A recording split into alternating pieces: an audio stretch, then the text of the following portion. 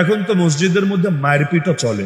তালিমে বসেছে কিছু মানুষ, হোক তারা অন্য এক দলের লোক, এখন তোমার সাথে তাদের দ্বন্দ্ব আছে, থাকতেই পারে, যদি ঝগড়াঝাটিও হয়, মারপিটও হয়, এর জন্য গোটা দুনিয়ায় তো পড়ে আছে। কিন্তু তালিমের হালকায় সেখানে গিয়ে পর্যন্ত হামলা চালিয়ে 20 জনকে আহত বানিয়ে ফেলেছে।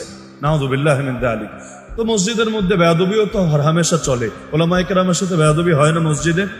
বহুত খতিবের চাকরি পর্যন্ত চলে যায় না হক কথার কারণে। মসজিদ হয়ে গেছে গুন্ডামির জায়গা, মাস্তানির জায়গা।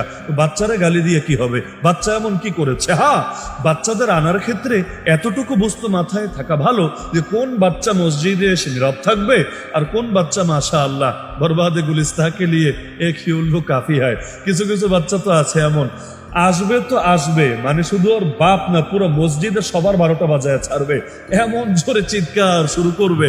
বিশেষ করে কোনো কারণে যদি কান্না শুরু হয়, একেবারে ইমাম সাহেবের তেলাওয়াত আর শোনা যাবে না। তো কোন বাচ্চা কেমন, এটা আইডিয়া নাই? এটা আইডিয়া নাই?